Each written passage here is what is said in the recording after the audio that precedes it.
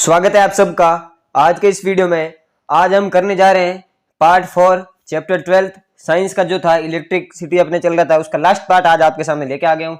Video करते शुरू। आज हम क्या पढ़ेंगे, सबसे पहले देख लीजिए आप, हीटिंग इफेक्ट ऑफ करंट, है ना। करंट का क्या पढ़ेंगे, हीटिंग इफेक्ट पढ़ेंगे। विद्युत धारा का तापीय प्रभाव क्या पढ़ेंगे, विद्युत धारा का तापीय प्रभाव। अब ये क्यों पढ़ रहे हैं, इसका रीजन क्या, देखो रीजन मैं आपको पहले बता देता हूँ, वैसे मैं आपको आगे बताऊंगा, फिर भी आपको रीजन मैं पहले बता देता हूँ ना। देखो रीजन क्या है इसका, रीजन ये है इसका कि हमने जो क्या अभी इसके पिछले वीडियो में और उससे पहले वाले पार्ट 2 में हमने क्या पढ़ा था, रेजिस्टेंस पढ़ा था। और रेजिस्टेंस क्या करता है, तार को क्या करता है, जब रेजिस्टेंस ज्यादा तार के हो जाता है, गर्म हो जाता है, तो वो जो गर्म होता है उसका क्या इफेक्ट है, उसका क्या फंडा है, उसको आज हम सीखेंगे। तो सबसे पहले आपको मैं क्या बता रहा हूँ, इलेक्ट्रिक पावर क्या पढ़ा रहा हूँ, इलेक्ट्रिक पावर यानी कि विद्युत शक्ति सबसे इंपॉर्टेंट है।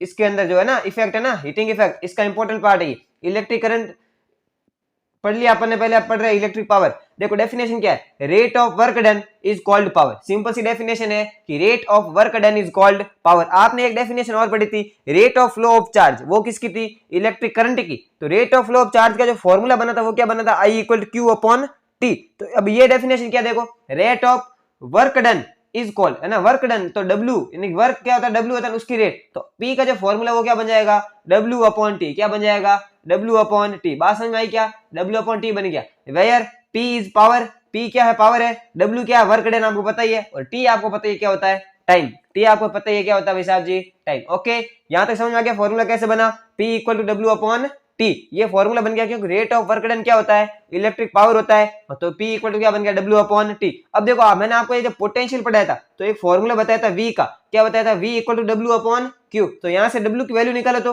देखो W की वैल्यू निकालनी है ना, तो Q यहाँ पर डिवाइड में, इधर किस में जाएगा, मल्टीप्लाई में, किसके साथ, V के साथ में। तो यहाँ से देखो W की वैल्यू क्या आ गई, V का मल्टीप्लाई किससे, Q से, V का मल्टीप्लाई किससे हो गया भाई साहब जी, Q से। तो देखो W की जगह पर मैं यहाँ पर इस फॉर्मूले में जो P equal to W upon T है ना, उसकी जगह पर क्या करता हूं, W की जगह पर अपन क्या लिख लेते हैं, V मल्टीप्लाई में कौन, Q। तो देखो P का जो फॉर्मूला वो क्या बन जाएगा, W था ऊपर, W की जगह पर अपन क्या लिखेंगे, V का मल्टीप्लाई किसके साथ में, Q के साथ में, और अपॉन में कौन बैठा है, T। तो इसको मैंने ऐसे लिख दिया, देखो V multiply Q upon T है ना, V का मल्टीप्लाई Q अपॉन T से, और Q अपॉन T किसका फॉर्मूला है, अभी जस्ट मैंने आपको बताया है, इलेक्ट्रिसिटी का यानी कि इलेक्ट्रिक करंट यानी कि आई का। तो Q अपॉन टी की जगह क्या लिख दिया, आई। देखा कितने चेंज हो रहे हैं। तो लास्ट जो फॉर्मूला और मोस्ट इंपोर्टेंट फॉर्मूला जो आपके सामने बनकर तैयार हुआ है वो आपके सामने पेश है, आप देख सकते हैं, P equal to I V. P equal to क्या बन गया, आई वी। आई पता है आपको क्या है, P तो पावर है, आई क्या है, इलेक्ट्रिक करंट है, और V क्या है, पोटेंशियल डिफरेंस है, जो आपको क्वेश्चन के अंदर गिवन होगा। अब फॉर्मूला बन गया है, देखो बॉक्स के अंदर बंद हो गया, इसका मतलब क्या है, इंपॉर्टेंट फॉर्मूला है। तो याद रखिएगा इस फॉर्मूले को कि पावर का जो फॉर्मूला आपको याद रखना है कौन सा, सबसे पहले ये याद रखना पावर क्या है, रेट ऑफ वर्क यानी कि W अपॉन टी, और उसके बाद में जो फॉर्मूला याद रखना है P equal to I V. अब कई जगह पर आपको इसके तीन तीन फॉर्मूले बताए जा सकते हैं, लेकिन मैं एक ही फॉर्मूला बता रहा हूं, कौन सा, P equal to I V. I पता है, V पता है। अब सिंपल सा ओम्स लॉ को आप क्या करो, यहाँ पर लगाओ, है ना, फॉलो करो उसको। ओम्स लॉ क्या था मतलब मेरे को बताओ, तो V equal to I R था नहीं था, मेरे को ये बताओ, V equal to I R था या नहीं था, बिल्कुल था। तो यहाँ से V की वैल्यू आई आर है, तो इस फॉर्मूले में V की जगह पर क्या पुट कर दूं, आई आर पुट कर दूं। क्या, इस V की जगह जब आई आर पुट करोगे तो यहाँ पर देख लो, P इक्वल टू आई का मल्टीप्लाई किससे, V से, और V की जगह पर अपन क्या लिख रहे हैं, आई आर, क्या लिख रहे हैं, आई आर, आई आर नहीं आई आर। तो देखो आई और आई का मल्टीप्लाई क्या हो गया, आई स्क्वायर, और आर का आर। तो P का जो सेकंड फॉर्मूला, थर्ड फॉर्मूला मान सकते हो, वो क्या बन गया, आई स्क्वायर आर। क्या बन गया, आई स्क्वायर आर। या फिर क्या कर सकता हूं मैं, यहां से आई की वैल्यू निकालू, किसकी value,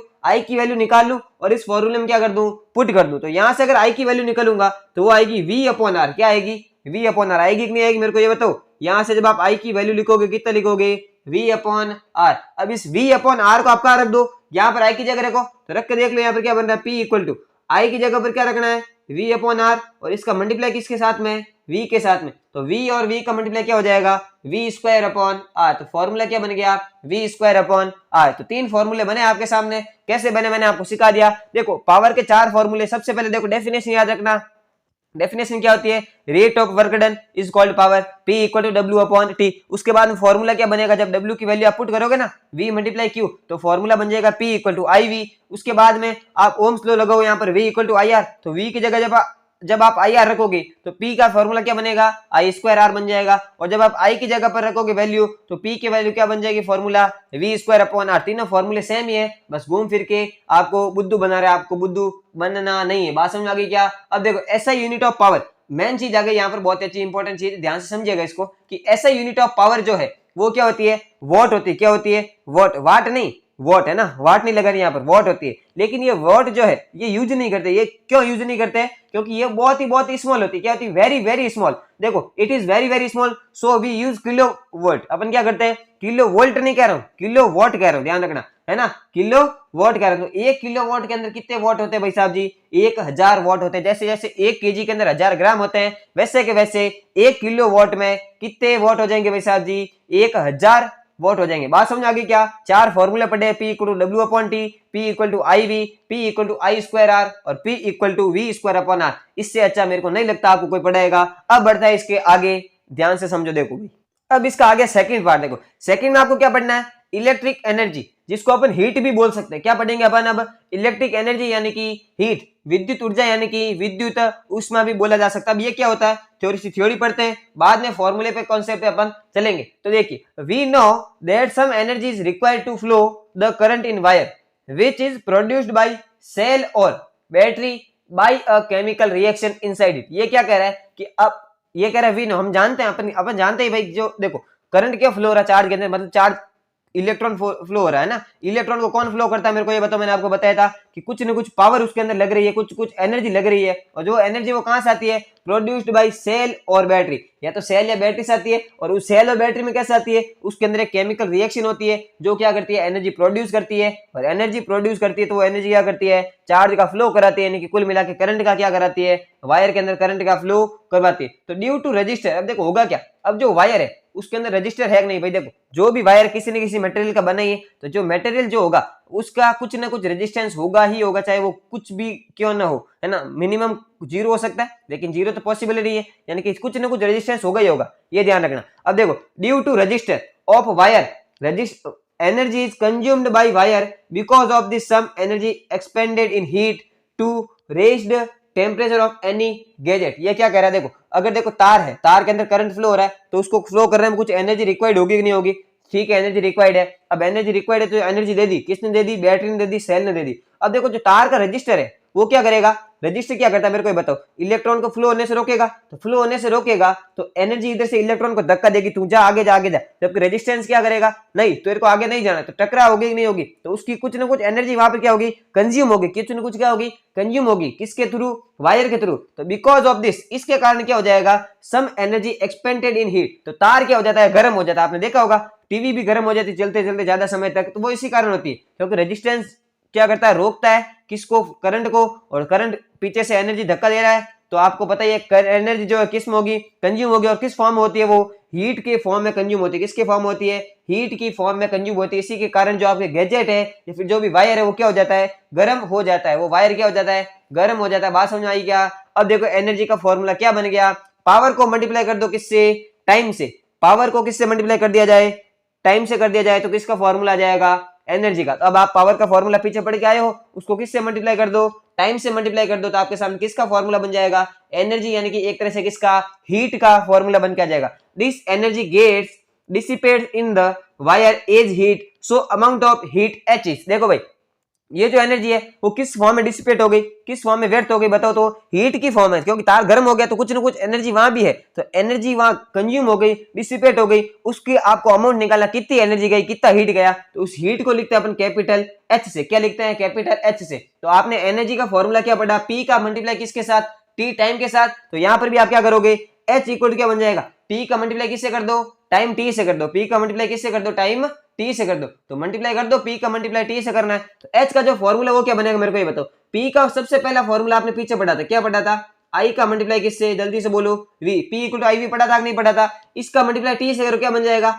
I we T. H का फॉर्मूला क्या बन गया, आई वी टी। इसके बाद में पी का फॉर्मूला क्या पढ़ा था आपने, आई स्क्वायर आर। क्या पढ़ा था कि नहीं पढ़ा था, अभी भी पढ़ा का हो ना, आई स्क्वायर आर। इसको भी किससे मल्टीप्लाई कर दो, टी से। तो एच का जो फॉर्मूला वो क्या बन जाएगा, आई स्क्वायर आर टी। क्या बन गया, आई स्क्वायर आर टी। और तीसरा फॉर्मूला आपने ये भी पढ़ा था पी का, कि वी स्क्वायर अपॉन आर। क्या पढ़ा था, वी स्क्वायर अपॉन आर, और इसको किससे मल्टीप्लाई कर दो, टाइम से कर दो, तो क्या आ जाएगी, हीट आ जाएगी। तो एच इक्वल टू क्या बन गया, वी स्क्वायर अपॉन आर, और मल्टीप्लाई में कौन बैठा है, टी। मेरे कहने का मतलब अगर आपको पावर आती है तो इलेक्ट्रिक एनर्जी यानी कि इलेक्ट्रिक हीट जिसको बोलते हैं वो आप आसानी से फाइंड कर लोगे। अब देखो ऐसा यूनिट ऑफ इलेक्ट्रिक एनर्जी क्या होगी वो समझो, यानी कि इलेक्ट्रिक एनर्जी हो चाहे हीट हो, उसकी ऐसा यूनिट क्या होगी बताओ भाई। ऐसा यूनिट अपन खुद निकालते, देखो एनर्जी जो हीट है उसको आपने कैसे निकाला, पावर का मल्टीप्लाई किया टाइम से, किया कि नहीं किया। अब बताओ पावर की ऐसा यूनिट क्या होती है, अभी पढ़ के आए वॉट, पढ़ी थी ना वॉट, और टाइम की तो आपको पता ही है आवर, मिनट, सेकंड, कुछ भी हो सकती है। तो इसकी जो ऐसा यूनिट है किसकी, हीट की, क्या हो जाएगी बताओ भाई, वॉट आवर या फिर किलोवाट आवर। बात समझ आ गई क्या, किलोवाट आवर। अब एक इंपॉर्टेंट चीज आपके सामने लिख रखी, देखो एक किलोवाट आवर का मतलब क्या होता है, ध्यान से समझिएगा। एक किलोवाट आवर को अपन निकालते कितना होता है, देखो एक किलोवाट का मतलब हो गया 1000 वाट, और एक आवर है साथ में कौन है, एक घंटा है, तो उसको सेकंड में चेंज करो तो 60 मल्टीप्लाई 60 कर देंगे सेकंड मल्टीप्लाई के लिए। और जब इसको आप सॉल्व करते हो तो एक किलोवाट आवर की जो वैल्यू आती है वो आती है 3.6 multiply 10 to the power 6 watt second. क्या आती है, 3.6 10 to the power 6 watt second. अब कहीं कहीं पर ये इसको है ना ऐसे भी लिख सकते हैं, कैसे कि 36 मल्टीप्लाई में 10 to the power 5 watt second, ये भी हो सकती है। बात समझ आई क्या, ये वैल्यू भी इसकी हो सकती है। आगे बढ़ो, देखो भाई, तो देखो एक चीज ध्यान रखना भाई, जो 1 किलोवाट आवर होता है ना, जिसकी वैल्यू आपने अभी अभी निकाली पीछे देखो 3.6 multiply 10 to the power 6 joule. देखो जूल कैसे आ गई, अब सर आपने यहाँ पर जूल कैसे घुसा दिया, अरे बेटा शांति रख यार, मैं बता रहा हूं। देखो जूल क्या है, एनर्जी की यूनिट होती है, किसकी यूनिट होती है, एनर्जी की यूनिट। ये ध्यान रखना, एनर्जी की यूनिट की क्या होती है, जूल, और वर्क की यूनिट भी क्या होती है, joule. This it is called unit, it is called unit. ये ध्यान रखना। आपका देखो मेरी बात सुनो, आपके घरों के अंदर मीटर लगे कि नहीं लगे, लगे। उस मीटर के अंदर एक जना रीडिंग लेने के लिए आता है, बिजली घर से आता है ना रीडिंग लेने के लिए, तो वो रीडिंग लेके जाता है ना, वो किसकी लेता है, वो यही चेक करता है कितने किलोवाट आवर जो है, कितने यूनिट है उसकी, तो उसी को अपन क्या बोलते हैं, यूनिट बोलते हैं। बात समझ आ गई क्या। अब कुछ फैक्ट है तो ध्यान से समझिएगा। इन इलेक्ट्रिसिटी वी पे for electric energy not for current. ये बहुत ही बड़ा मिथ होता है जिसको आज से आप सीख लीजिए कि आप जो इलेक्ट्रिसिटी का बिल भरते हो, जो बिजली का बिल भरा जाता है, उसके अपन पैसे किस बात के दे रहे हैं, क्या हमको करंट मिल रहा है उसके दे रहे हैं क्या, बिल्कुल नहीं। हम किस बात के रुपए दे रहे हैं, इलेक्ट्रिक एनर्जी अपन क्या कर रहे हैं, कंज्यूम कर रहे हैं, और कितनी एनर्जी कंज्यूम कर रहे हैं उसका अपन क्या कर रहे हैं, रुपए चुका रहे हैं, इसीलिए अपने क्या कर रहे हैं,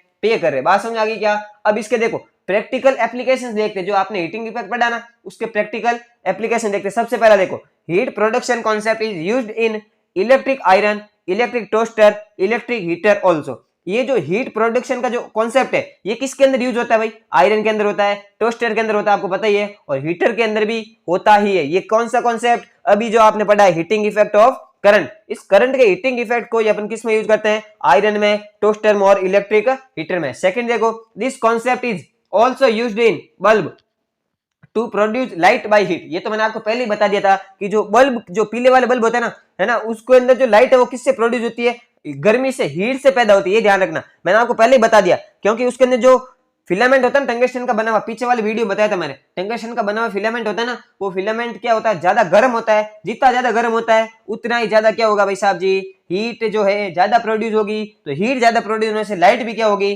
ज्यादा प्रोड्यूस होगी। बल्ब कैसे वर्क करता है वो भी आपको मैं देखूंगा कि आपको एनिमेशन प्रोवाइड करवा दूं।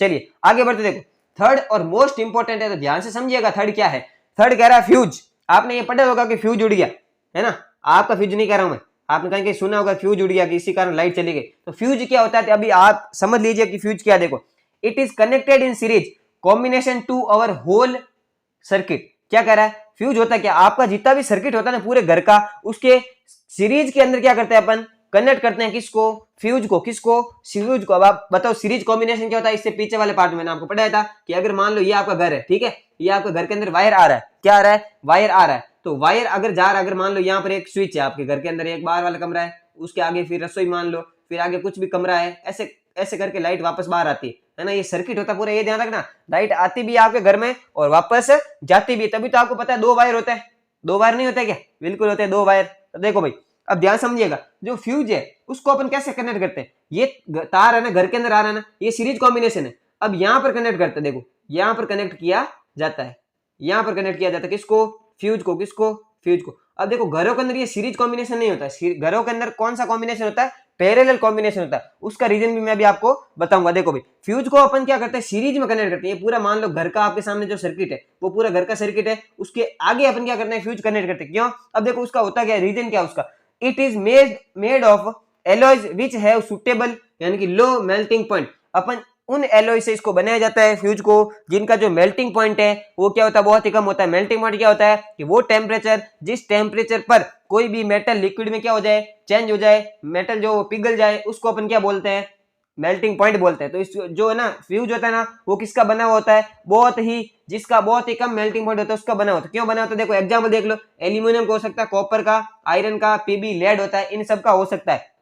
अब इसका रीजन क्या, देखो when a current larger than specified value, अगर मान लो एकदम करंट ज्यादा आ गया घर के अंदर, वोल्टेज ज्यादा आ गया, कहते हैं वोल्टेज कम है ज्यादा है, अगर मान लो एकदम वोल्टेज ज्यादा यानी कि करंट ज्यादा आ गया, फ्लो थ्रू द सर्किट, ये एकदम सर्किट के अंदर घर के अंदर अगर ज्यादा आ गया तो temperature increased and fuse wire melt so circuit break, it is called fused circuit. तो होगा क्या, टेम्परेचर क्या हो जाएगा, बढ़ जाएगा, टेम्परेचर बढ़ते क्या हो जाएगा, फ्यूज का मेल्टिंग पॉइंट वैसे ही कम है, तो जैसे टेम्परेचर बढ़ा तो फ्यूज जो क्या हो जाएगा, मेल्ट हो जाएगा, और अगर फ्यूज मेल्ट हो गया तो फ्यूज यहाँ से क्या हो जाएगा, हट जाएगा, तो यानी कि सर्किट क्या हो जाएगा, टूट जाएगा। और सर्किट के टूट जाने से होगा क्या, सिंपल सी बात है कि घर के अंदर आपकी इलेक्ट्रिसिटी नहीं आएगी, और इसी को अपन क्या बोलते हैं, फ्यूज्ड सर्किट, यानी कि अपन हिंदी में क्या बोलते हैं कि फ्यूज उड़ गया, क्या उड़ गया, फ्यूज उड़ गया। तो ये कॉन्सेप्ट होता है फ्यूज का।